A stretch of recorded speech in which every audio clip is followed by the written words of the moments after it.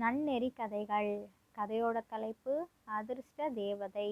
உங்களுக்கு குழந்தைங்கன்னா ரொம்ப பிடிக்குமா? நம்மளோட சேனலுக்கு ஒரு சப்ஸ்கிரைபும் லைக்கும் பண்ணிக்கோங்க. வாங்க இப்போ கதைக்குள்ளே போகலாம். ராமசாமி கல்பனா திங்களூரில் இருக்கிறாங்க. அவங்களுக்குன்னு ஒரே ஒரு பையன். அவங்களோட பேர் குகனு. வெளியூரில் வேலை பார்க்குறாங்க. படிப்பு எல்லாத்தையும் வெளியூரில் தான் படித்தாங்க. அதாவது கல்லூரி படிப்பெல்லாம். வேலையும் செட் ஆகிடுச்சு. காலேஜ் பக்கத்துலேயே அவங்களுக்கு ஆஃபீஸும் அமைஞ்சிருச்சா, அதனால் அங்கேயே ரூம் எடுத்து தங்கியிருந்து வேலை பார்த்துட்ருக்குறாங்க. மாதத்துக்கு ஒரு 2 முறை 1 முறை வந்துட்டு போவாங்க. ராமசாமி கல்பனா 2 பேர்த்துக்கும் ஒரே ஒரு ஃபோன் மட்டும்தான். குகனா அங்கே அவங்க தனியாக ஒரு ஃபோன் வச்சுருக்குறாங்க. தினமுமே அவங்களோட அம்மா அப்பாவுக்கு ஃபோன் பண்ணிவிடுவாங்க. அதுலேயும் அவங்க அப்பா வேலைக்கு வெளியில் போயிட்டாங்கன்னா அவங்க அம்மாட்ட பேச முடியாது. இவங்க அப்பாட்ட பேசுவாங்க. அன்னைக்கு அப்படி தான் பேசிகிட்டு இருக்கிறாங்க. என்னடா குகனு, போன வாரமும் வரேன்னு சொன்னேன், வரல. இந்த வாரமும் வரல. அடுத்த வாரமாச்சும் வரியா இல்லையாடா? தீபாவளி வேற முடிஞ்சு போச்சு. பலகாரமெல்லாம் அவங்க அம்மா அவ்வளோ சுட்டு வச்சிருக்கிறா. அதுலேயும் நீ வருவான்னு அவ்வளோ எதிர்பார்த்துட்டு இருந்தா தெரியுமா? ஒன்றும் சாப்பிடல. அப்படியே இருக்கு. நீ எப்படா வருவ அப்படிங்கிறாங்க. அதுக்கு குகன் சொல்கிறான், இல்லைப்பா, நான் வரணும்னு ஆசை இல்லாமலாம் இருக்கிறேன். நீங்கள் 2 பேரும் எவ்வளோக்கு எவ்வளோ என்னை பார்க்கணுன்னு ஆசையில் இருக்கிறீங்களோ, நானும் அதே ஆசையில் ஆர்வத்தோடு தான் இருக்கிறேன். ஆனால் வேலை ரொம்ப டைட்டாக இருக்குது. இந்த வாரமும் வருவனா என்னன்னு தெரியல. வர்றதுக்கான வாய்ப்பு 10% தான் இருக்குது. அப்படின்னா நீங்களே யோசிச்சுக்கோங்க, வர முடியாதுப்பா. அதனால் நான் அடுத்த மாதம் நிச்சயமாக வந்துடுவேன். இந்த மாதம் வேலை ரொம்ப அதிகன்றதுனால அடுத்த மாதம் நான் லீவே போட்டுட்டு வரேன்ப்பா. கூட 2 நாள் உங்கள் கூட இருந்துட்டு போகிறேனே அப்படிங்கிறான். அப்படியாடா சொல்கிற? ஒவ்வொரு முறையும் இப்படியே தான் சொல்லிகிட்ருக்குற. முன்னாடி நீனே எங்கள் கூடவே இருப்ப. கைக்குள்ளே இருந்த மகன் இப்போ தூரமாக வேலை பார்த்துட்ருக்குற. உன்னை பிரிஞ்சு எங்களால் இருக்கவே முடியல. நாங்களே ஒரே ஒரு பையனை வச்சுருக்குறோம். என்னடா நீனு? காலேஜுக்கு தான் வெளியூர் போய் படித்தேன்.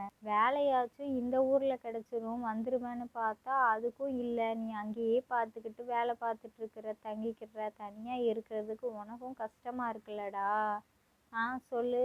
இன்னும் உனக்கு கல்யாணம் வேறு பண்ணணும். அதுக்கப்புறம்னா கூட எங்களுக்கு ஒன்றும் தோணாது. ஏன்னா உன் துணைக்கு ஒரு பொண்ணு இருப்பா. அதனால் நீங்கள் 2 பேரும் இருப்பீங்களே அப்படின்னு. ஆனால் இங்கே நாங்கள் 2 பேர் இருக்கிறோம். மாற்றி மாற்றி புலம்பிக்கிறதா தாண்டா இருக்குது. சரி நீ வேலையை பாரு. உன் நேரத்தையும் நான் வீணடிச்சுக்கிட்டு இருக்கிறேன். வச்சிட்றேன்டா. நான் வீட்டுக்கு போயிட்டு அம்மாவுக்கு போட்டு தரேன். சாயங்காலமாக நீ ஃபோன் போட்டால் எடுடா அப்படிங்கிறாங்க. கண்டிப்பாக நான் எடுக்கிறேன்ப்பா. சரி நான் வேலையை பார்க்குறேன்ப்பா, நான் வச்சிட்றேன் அப்படின்ட்டு வச்சுட்டாங்க. மளிகை சாமான் வேற தீர்ந்து போயிடுச்சுல்ல, அதை வேற வாங்கணுமே அப்படின்ட்டு போயிட்டுருக்குறாங்க. எதிர்க்க ஒரு பொண்ணு காய்கறி விற்றுட்டு வராங்க. பார்த்தா தேவதையாட்டம் இருக்கிறாங்க. என்னடா இது, யாரோ காய்கறி விற்றுட்டு வர்ற மாதிரி தெரியுது, இல்லை எனக்கு தான் அப்படி தெரியுதா? அழகான தேவதை தான் என் கண்ணுக்கு தெரிகிறாங்க. தலையில் கூட இருக்கிறது நிஜம்தானா இல்லையா அப்படின்ட்டு அவர் லேசாக கிள்ளி பார்த்துக்கிறாரு. டே குகனு, நிஜம்தான்டா, அது ஒரு பொண்ணு. தேவதையாட்டம் காய்கறி விற்கிறதுக்கு ஒரு பொண்ணு வந்திருக்குது. எவ்வளோ அழகாக இருக்கு பாரு. உன்னால் இன்னும் நம்ப முடியலல்ல, ஆனால் அதுதான் நிஜம். சரி நில்லு, பதறாமல் நில்லு. அந்த பொண்ணுகிட்ட ஏதாச்சும் வாங்கு, முதல்ல வரட்டும். அந்த பொண்ணும் எவ்வளோ நேரம் வெயிலில் அலைஞ்சாலோ தெரியல. பாவம் இல்லடா.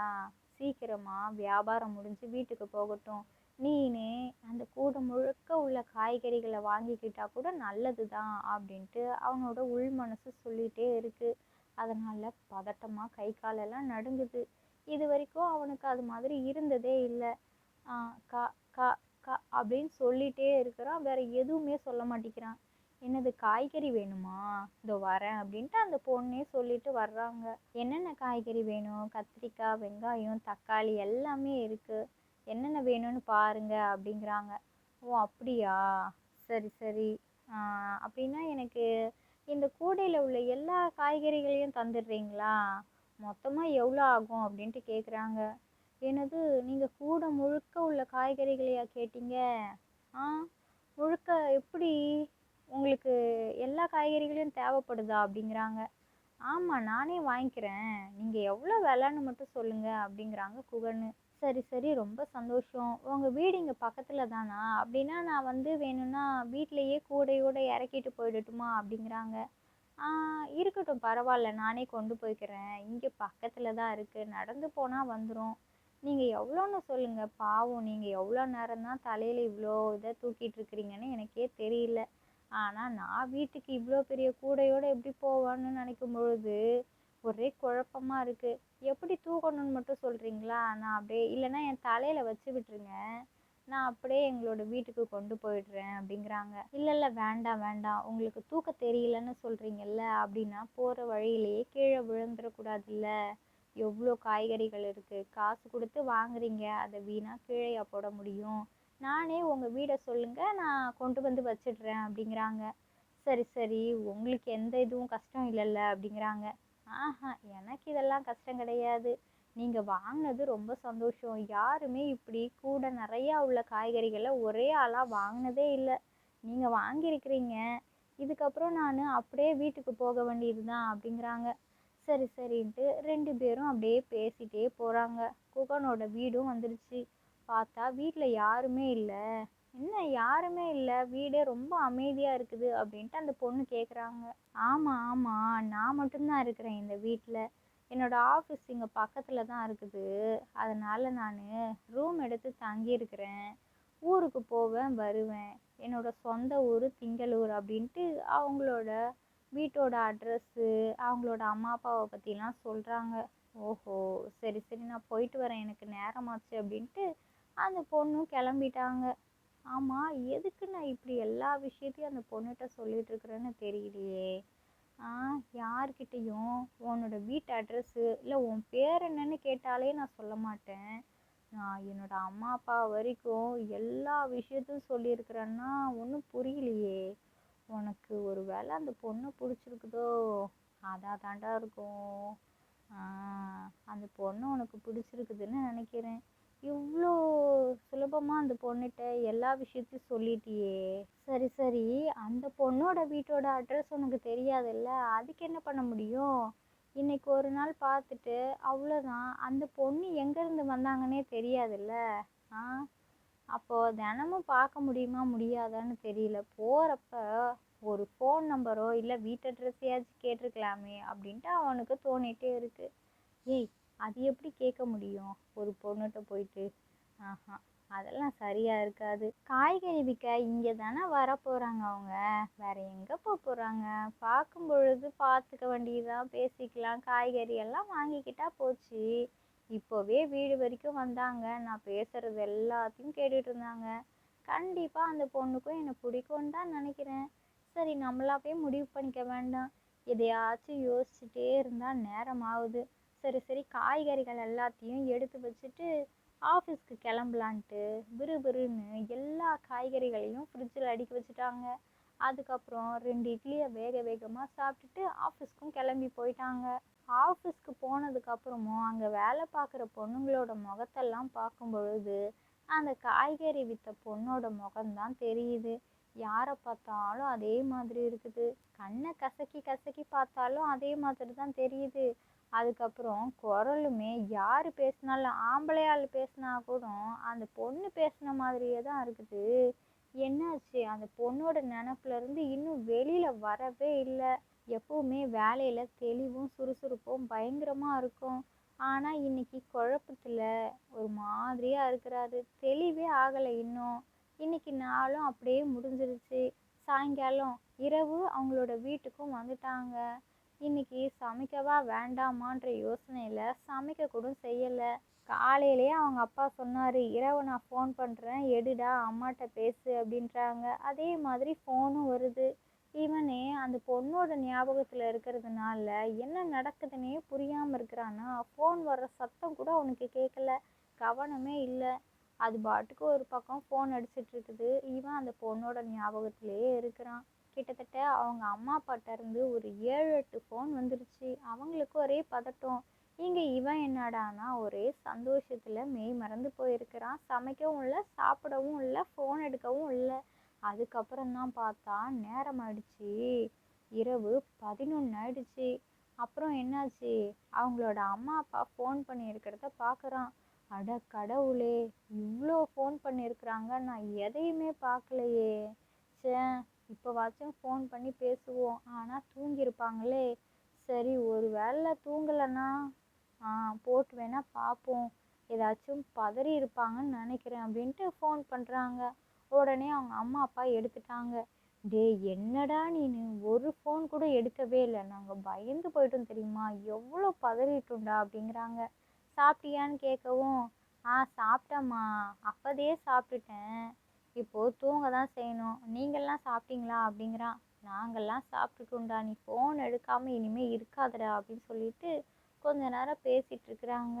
சரி சரி, நேரமாச்சுல்ல, நீ வேற காலையில் சீக்கிரமாக எழுந்திருச்சு வேலைக்கு போகணும், நீ தூங்குடா, நாங்களும் தூங்குறோம், இப்போதான் நிம்மதியாக இருக்குது, சரி சரி நாங்கள் வச்சிடறோன்ட்டு அவங்க அம்மா அப்பாவும் ஃபோனை வைக்கிறாங்க. குகனும் எவ்வளவோ முயற்சி பண்ணி பார்க்குறான், தூக்கம் மட்டும் வரவே மாட்டேங்குது.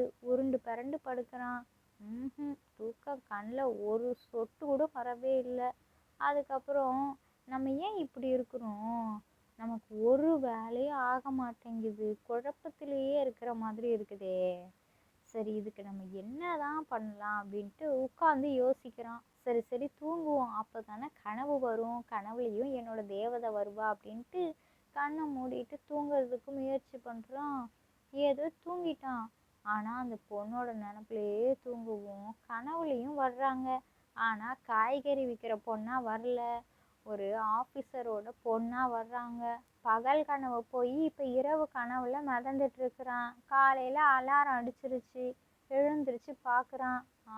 நேரம் ஆயிடுச்சா, சரி சரி நம்ம இன்னைக்கு சீக்கிரமாக கிளம்புவோம், அந்த பொண்ணு வருவாளா என்னன்னு தெரியலையே அப்படின்ட்டு ஜன்னல்லேருந்து எட்டி எட்டி பார்த்துட்டு இருக்கிறான். அந்த பொண்ணு திரும்பவும் கூட நிறைய காய்கறிகளை கொண்டு ரோட்டோரமாக நடந்து போகிறாங்க. இன்றைக்கும் காய்கறி வாங்குவோமா அப்படின்னு நினைக்கிறான். எப்படி இன்னைக்கு வாங்க முடியும், அவ்வளோ காய்கறிகள் இருக்குதுல்ல, அதை காலி செய்யாமல் அப்போ எப்படி, அந்த பொண்ணுக்கே நம்ம மேலே சந்தேகம் வந்துடும்ல, நேற்று வாங்கினாங்க இன்றைக்கும் எப்படி வாங்குறாங்கன்னு கேட்டுட்டா, வேண்டாம் வேண்டாம் வாங்க வேண்டாம், சும்மா போவோம் ரோட்டில் பால் பேக்கெட் வாங்குற மாதிரி போயிட்டு அந்த பொண்ணுகிட்ட பேசிட்டு வருவோம், காய்கறிகள் எல்லாமே ஃப்ரெஷ்ஷாக சூப்பராக இருந்தது, சமைச்சேன் நான் தான், ரொம்ப அருமையான டேஸ்ட்டில் இருந்ததுன்னு கொஞ்சம் சொல்லிட்டு வருவோம் அப்படின்ட்டு போகிறான். காலையில் எழுந்திரிச்சதும் முகத்தை கழுவி பல்லு கூட விளக்கலை, அதுக்குள்ளேயும் அந்த பொண்ணு போயிட்டானா என்ன பண்ணுறதுன்னு ஏதோ அறக்க பறக்க முகத்தை கழுவிட்டு விறுவிறுன்னு ஓடுறான். அந்த துண்டை குழுவும் வீட்டில் போடவே இல்லை, தோளில் போட்டுகிட்டே போயிட்டான். அந்த பொண்ணை பார்த்தோன்னே என்ன பேசுறதுன்னு தெரியல, அவளும் கண்டுக்காம போயிட்டா. நேற்று இவங்க தானே வாங்கினாங்க அப்படின்ட்டு. சரி, தினமுமா வாங்க போகிறாங்க அப்படின்ட்டு அமைதியாக போயிட்டுருக்குறா. தெரியாதனமா காய்கறிகள்லாம் இருக்குல்ல, இன்றைக்கும் ஒரு கூடை தரீங்களா அப்படின்ட்டு கேட்டுட்டான். என்னது, நேற்று தானே வாங்கினாங்க, கூப்பிட்ட மாதிரியே இருந்துச்சு, சரி என்னன்னு திரும்பி பார்க்கலான்ட்டு திரும்பி பார்த்துட்டு கூப்பிட்டீங்களா அப்படின்ட்டு கேட்குறா. இல்லையே, நான் கூப்பிடலையே அப்படின்ட்டு சும்மா சொல்லிக்கிட்டு அப்படியே போயிட்டான். என்னடா இன்னைக்கு பேசலான்னு நினச்ச, பேசவே இல்லையே அப்படின்ட்டு அவனுக்குள்ளேயே தோணிட்டு இருக்குது. அந்த பொண்ணும் சரி நம்மளை கூப்பிடல போல இருக்கு, நம்ம காய்கறி விற்கிற வேலையை பார்ப்போன்ட்டு காய்கறியை கூவி கூவி வித்துட்டு இருக்கிறாங்க. இன்னைக்கு இப்படி போயிடுச்சா, மறுநாள் ஆயிடுச்சு. 3வது நாளும் அந்த பொண்ணை சந்திச்சிட்டான். விறுவிறுன்னு எழுந்திருச்சு போயிட்டு அந்த பொண்ணை போய் பார்க்குறான். அந்த பொண்ணுகிட்ட போயிட்டு பேசுறதுக்கு பயமே இல்லாமல், நான் உங்களுக்கு உதவி செய்யட்டுமா காய்கறி விற்கிறதுக்கு, தினமும் பாவம் கூடையை தூக்கிட்டு அங்கங்கே தெரு தெருவாக போயிட்டுருக்குறீங்கல்ல, வெயிலுக்குள்ளே எதுக்கு, எப்படி தான் தினமும் இவ்வளோ சுமைய சுமந்துட்டு வரீங்கன்னு தெரியலையே அப்படிங்கிறான். ஏன் நீங்கள் இப்படிலாம் கேட்டுட்ருக்கிறீங்க, நான் உங்கள்கிட்ட எந்த உதவியுமே கேட்கலையே, ஒரு நாள் காய்கறி வாங்கினீங்க கூடையோட, அதுக்காக தினமும் பார்த்து பார்த்து 3 நாள் தானே ஆகுது இப்போது, அதுக்குள்ளேயும் இப்படி வந்து பேசுகிறீங்க, ஒன்றும் புரியலையே, ஏன் இப்படி பண்ணுறீங்க அப்படின்ட்டு அந்த பொண்ணும் கேட்டுட்டா. அதுவா, எனக்கு உங்களை பிடிச்சிருக்கு, உங்களுக்கு என்ன பிடிச்சிருக்கா அப்படின்ட்டு நேருக்கு நேராக பயம் இல்லாமல் கேட்டுட்டான். உடனே அந்த பொண்ணு என்ன பண்ணிட்டா, விறுவிறுன்னு காய்கறி கூடிய தூக்கிட்டு அவ பாட்டுக்கு அமைதியாக போயிட்டா. காய்கறி விற்கவே இல்லை, அப்படியே நடந்து போயிட்டே இருக்கிறா, ஆளையே காணும். என்னாச்சு, நான் இப்போ என்ன கேட்டுட்டேன்னு பதிலே பேசாமல் இப்படி விறுவிறு நடந்து போகிறாங்கன்னு தெரியலையே, அப்படி நான் ஏதாச்சும் தப்பாக கேட்டுட்டேன்னா நம்ம நினச்சதை நான் கேட்டுட்டேன், இதுக்கப்புறம் நான் ரிலாக்ஸாக இருப்பேன். அவங்க என்ன நினைக்கிறாங்களோ அவங்களுக்கு தான் தெரியும். எப்படியும் பதில் சொல்லாமலா போயிடுவாங்க அப்படின்ட்டு இவனும் வீட்டுக்கு போயிட்டு வேலையை பார்த்துட்டு ஆஃபீஸ்க்கும் கிளம்பிட்டாங்க. ரொம்ப சந்தோஷமா ஆஃபீஸ்க்கு போயிருக்கிறாங்க. மனசுல உள்ள பாரமே குறைஞ்சிருச்சேன்னு. அன்னைக்கு சாயங்காலம் வீட்டுக்கு வந்ததும் அவங்களோட அப்பாவும் அம்மாவும் ஃபோன் பண்ணுறாங்க. டேய் குகனு, உனக்காக நாங்கள் ஒரு பொண்ணு பார்த்து வச்சிருக்கிறோம். அந்த பொண்ணு உனக்கு பிடிச்சதுன்னா கல்யாணம் தாண்டா அப்படிங்கிறாங்க. இவனுக்கு பகீர்னு ஆயிப்போச்சு. நம்ம என்னடானா இந்த காய்கறி விற்கிற பொண்ணு பின்னாடி சுற்றிட்டு இருக்கிறோம், ரொம்ப பிடிச்சிருக்குது. இதை பற்றி நம்ம அம்மா அப்பா கிட்டேயும் விஷயத்த சொல்லலை. அந்த பொண்ணும் அவளோட மனசில் உள்ளதை இன்னும் சொல்லவே இல்லையே. இப்போ என்ன பண்ணுறது? கொஞ்சம் அமைதியாக ஆற விடுவோமா, இல்லைன்னா கொஞ்ச நாள் ஆகட்டும்னு சொல்லி வைப்போம் அப்படின்ட்டு. இல்லைம்மா, நான் ஊருக்கு வருவல்ல, வந்து பேசிக்கலாமே அப்படின்ட்டான். சரி சரிடா, நீ ஊருக்கு வருவல்ல, அடுத்த மாதமே பேசிப்போம். நேருக்கு நேராக பேசணுன்னா தாண்டா இன்னும் திருப்தியாக இருக்கிற மாதிரி இருக்கும்ன்ட்டு அவங்க அம்மா அப்பாவும் பேசுகிறாங்க. அப்புறம் கொஞ்ச நேரம் பேசி முடிச்சுட்டு வச்சுட்டாங்க. மறுநாள் காலையில் விடிஞ்சதும் குகனும் ஜன்னல் வழியாக அந்த பொண்ணு வராங்களான்னு பார்த்துட்டே இருக்கிறாங்க. ஆனால் வரவே இல்லை. சரின்ட்டு விட்டுட்டாங்க. அதுக்கப்புறம் சில நாட்கள் போகுது. தினமும் அப்படி தான் பார்த்துட்ருக்குறாங்க. ஆனால் அந்த பொண்ணு வரவே இல்லை. 1 மாதம் ஆயிடுச்சு. ஒரே குழப்பமாக இருக்குது. ஏன் அந்த பொண்ணு இந்த பக்கமே வரலன்னு தெரியலையே. நான் அன்னைக்கு அப்படி பேசுனதாக தான் இருக்குமோ அப்படின்ட்டு உங்களுக்கு ஒரு எண்ணம். ஆனால் சரி, என்னன்னு தெரியலல்ல, நம்ம போட்டு குழப்பிட்டு இருக்கிறதுக்கு எதுக்கு அப்படின்ட்டு இன்னைக்கு ஊருக்கு வேற போகணும்ல, நேரம் வேற ஆகுது. சரி புறப்படலான்ட்டு புறப்பட்டுட்டாங்க.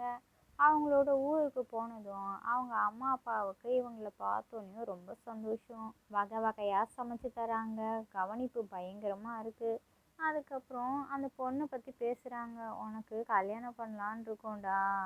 நீனு இந்த பொண்ணை பார்த்தேன்னு வச்சுக்கோ, வேணான்னே சொல்ல மாட்டேன். அவ்வளோ அழகாக இருப்பா. அதே மாதிரி நல்ல பொண்ணுன்னு சொல்கிறாங்க. விசாரிச்சும் பார்த்துட்டோம். நாங்கள் சொன்னால் நீ மறுப்பே சொல்ல மாட்டேன்னு எங்களுக்கு நல்லாவே தெரியும். நீ வேலை பார்க்குறல்லடா, அங்கே பக்கத்தில் தான் எங்கேயோ வீடாமே. இரு இரு, நாங்கள் ஃபோட்டோ எடுத்துகிட்டு வந்து காமிக்கிறோன்ட்டு அவங்க அம்மா ஃபோட்டோவை காமிக்கிறாங்க. குகனும் அமைதியாக இருக்கிறாங்க. அந்த ஃபோட்டோவை பார்க்கலாமா வேண்டாமா? நம்ம நினச்ச பொண்ணாக தான் இருந்தால் எப்படி ரொம்ப நல்லா இருக்குமே. நல்ல நினப்பில் நம்ம பார்ப்போம். நம்ம ஆசைப்படுறது கண்டிப்பாக நமக்கு வந்து நடந்தே தீரும் அப்படின்ட்டு அந்த ஃபோட்டோவை கடவுளை வேண்டிட்டு திருப்பி பார்க்குறாங்க. அதே பொண்ணு ஆச்சரியம் தாங்க முடியல. மனசு முழுக்க அவ்வளோ சந்தோஷம். பட்டாம்பூச்சி பறக்க ஆரம்பிச்சிருச்சு. என்னடா பொண்ணு பிடிச்சிருக்குதா அப்படிங்கிறாங்க. பிடிச்சிருக்குமா, ரொம்ப பிடிச்சிருக்கு. ஆமாம், இந்த பொண்ணு எங்கே இருக்கான்னு சொன்னீங்க அப்படின்ட்டு கேட்குறான். அதுவாடா, நீ வேலை பார்த்துட்ருக்குறல்ல, அங்கே தான் பக்கத்துலையாண்டா வீடு. இவங்க ஏதோ ஆஃபீஸில் இந்த பொண்ணு வேலை பார்க்குறாளாம். அது போக காய்கறி எல்லாமே அவங்களோட தோட்டத்தில் விளையிறதான். படிச்சிருந்தோம் அந்த பிள்ளை பாரு, படித்தது சம்மந்தமாக வேலை பார்த்துக்கிட்டே காய்கறியவும் ரொம்ப கம்மி விலைக்கு அந்த ஊரில் உள்ள ஜனங்களுக்கு விற்பனை செய்கிறாளாம். எப்படி பார்த்தியாடா? இந்த காலத்துலேயும் இப்படி தேவதையாட்டம் பொண்ணுங்க இருக்கதாண்டா செய்கிறாங்க. விட்டுறாத, இந்த பொண்ணு உனக்கு கரெக்டாக இருப்பா அப்படிங்கிறாங்க. சரிம்மா சரிப்பா, நீங்கள் சொன்னீங்கன்னா நான் அதை தட்டவே மாட்டேன். எனக்கு ரொம்ப பிடிச்சிருக்கு அப்படின்ட்டாங்க. இதுக்கப்புறம் அவங்க அம்மா அப்பாவுக்கு என்ன வேணும்? சரிம்மா, பொண்ணோட பேர் என்ன அப்படின்ட்டு கேட்குறான். அதுவாடா, சுஜியாமே. நல்லா இருக்குல்ல, சின்ன பேராக இருக்கு பாரு. குகன் சுஜி, நல்லா இருக்குல்ல அப்படிங்கிறாங்க. ஆமாம்மா ஆமாம், நல்லா இருக்குது. நீங்கள் என்ன பேரெல்லாம் கூட நல்லா இருக்கான்னு பார்க்குறீங்களேம்மா, நீங்கள் வேறு லெவல் அப்படிங்கிறான். ஆமாம் பின்னென்ன, என்னோட மகன், ஒரே மகன், அவனுக்கு நான் எவ்வளோலாம் எப்படி இருக்கணும்னு யோசிக்க மாட்டேன்னா என்ன அப்படின்ட்டு சிரித்து பேசிகிட்டே இருக்கிறாங்க. பொண்ணோட வீட்லேயும் குகனோட அம்மா அப்பா ஏற்கனவே பேசிட்டாங்களா, அதனால் இதுக்கப்புறம் எந்த பிரச்சனையுமே இல்லை. அவங்களுக்கும் முழு மனசு, இவங்களுக்கும் முழு மனசு. இதுலேயும் இன்னொரு முக்கியமான விஷயம் என்னன்னா, சுஜிக்கு ஏற்கனவே இந்த பையனை தான் தனக்கு பார்த்துருக்குறாங்க மாப்பிள்ளையா அப்படின்ட்டு முன்னாடியே தெரியும். சுஜி சொல்லவே இல்லை. குகனுன்னு பேரும் தெரியும், அவங்கள ரொம்ப பிடிச்சும் போச்சு. அது மட்டுமா, காய்கறி வாங்கும் பொழுது குகன் சுஜிட்ட நடந்துக்கிட்டது, பேசுனது, எது எல்லாமே அவங்களுக்கு ரொம்ப பிடிச்சி போனதில்ல தான். பதில் பேசாமல் அமைதியாக போயிருக்கிறாங்க. அவங்களுக்கு ரொம்ப ரொம்ப சந்தோஷம். அதுக்கப்புறமா சுஜிக்கும் குகனுக்கும் கல்யாணமும் நல்லபடியாக முடிஞ்சிருச்சு. அவங்க வெளியூரில் வேலை பார்த்துட்டு இருந்தாங்கல்ல குகனு, இப்போதைக்கு 1 மாதத்துக்கு இவங்களோட சொந்த ஊர் திங்களூரில் அவங்களோட அம்மா அப்பா கூடவே இருக்கிறாங்க. சுஜிக்குமே திங்களூர் ரொம்பவே பிடிச்சி போச்சு. அவங்க சிட்டிலேயே பிறந்து வளர்ந்தவங்க, இருந்தாலும் இப்போது கிராமம் மட்டும்தான். எங்கே பார்த்தாலும் பச்சை பசேர்னு இருக்குது, சின்ன சின்ன குடிசை வீடு. அது போக மனுஷங்க எல்லாருமே அவங்கக்கிட்ட இனிமையாக பேசுகிறாங்க. இந்த ஊர் அவங்களோட ஊரை சிட்டியை பார்க்கும் பொழுது ரொம்பவே வித்தியாசமாக இருக்குது இவங்களுக்கு. சுஜி இங்கே வந்ததுக்கப்புறமா புதுசாக கோவிலுக்கு போய் சாமி கும்பிட்றதையும் பழக்கத்தில் கொண்டு வந்துக்கிட்டாங்க. அவங்களுக்கு நிறையா கோவிலுக்கு போகிறது ரொம்ப பிடிச்சிருக்குது. இந்த ஊரில் அங்கங்கே ஒரு தெரு முனைக்கு ஒரு கோவில், ஒரு பெரிய கோவில் ஒன்று இருக்குது. அந்த கோவில் தான் இந்த ஊருக்கே ஃபேமஸ்ஸு. வாரத்தில் கண்டிப்பாக 2 நாள் அந்த கோவிலுக்கும் போயிட்டு வந்துடுவாங்க. சிட்டிக்கு போகிற ஆசையே இல்லை, திங்களூர்லேயே வசிக்க ஆரம்பிச்சிட்டாங்க. சுஜியை இவங்க எல்லாரும் தேவதையாக நினச்சாங்கல்ல, நிஜமாவே அவங்க ஒரு அதிர்ஷ்டமான தேவதை தான். கல்யாணம் ஆகி வந்த 1 வருஷத்துலேயே சுப நிகழ்வெல்லாம் நடக்க ஆரம்பிச்சிருச்சு. ஒரு பெரிய புது வீடும் வாங்கிட்டாங்க. இந்த சுஜியும் கர்ப்பமாக இருக்கிறாங்க. அது மட்டுமா, ராமசாமி கல்பனாவுக்கு உடல்நிலை அப்பப்போ கொஞ்சம் சரியில்லாமல் போயிட்டு இருந்தது. சுஜி வந்ததுக்கப்புறமா அதெல்லாமே சரியாயிடுச்சு. எண்ணமும் செயல்களும் சரியாக இருந்தாலே நம்மளையும் நம்ம சுற்றி உள்ளவங்களையும் நல்லா பார்த்துக்க முடியும். அப்படி இருக்கும் பொழுது நல்லது மட்டும்தானே நடக்கும். சுஜி எப்போவுமே சிரித்த முகத்தோட சந்தோஷமாக இருப்பாங்க. தெளிவான சரியான செயல்களெல்லாம் செய்வாங்க. அந்த குடும்பத்தில் அவங்களோட உறவுகள்கிட்ட எப்போவுமே பாசத்தோடு நடந்துப்பாங்க. அப்படிப்பட்ட நேர்மறை எண்ணம் கண்டிப்பாக அந்த குடும்பத்துக்கு நிறைவான சந்தோஷத்தை தானே தரும். இந்த கதையிலேருந்து நாம் என்ன தெரிஞ்சுக்கணும் அப்படின்னா, நம்ம சந்தோஷமாக இருக்கிறோன்னா நம்மளை சுற்றி இருக்கிறவங்களும் சந்தோஷமாக இருக்கணும்னு நம்ம நினைப்போம். அதனால் சந்தோஷம், நிம்மதி, எல்லாரையும் அக்கறையாக கவனிச்சுக்கிறது எல்லாமே நம்மள்ட்ட இருந்து தான் வருது. அதனால் நம்ம மற்றவங்களை பார்த்து எப்படி இருக்கணும்னு தெரிஞ்சுக்க வேண்டியதில்லை. நம்ம சரியாக இருந்தோம்னாலே நம்மளை சுற்றி உள்ளவங்களையும் நம்ம சரியாக வச்சுருக்க முடியும். இந்த கதை பிடிச்சிருந்தால் லைக் அண்ட் ஷேர் பண்ணுங்கள். உங்களோட கமெண்ட்ஸை கமெண்ட் பாக்ஸில் கமெண்ட் பண்ணிவிடுங்க. இது மாதிரி சுவாரஸ்யமான கதைகளெல்லாம் பார்க்கணுன்னா நம்மளோட சேனலை சப்ஸ்கிரைப் பண்ணிக்கோங்க. இதோட இன்னொரு இன்ட்ரெஸ்டிங்காக சூப்பரான கதைகள் வீடியோவில் பார்க்கலாம். ஓகே, பாய்.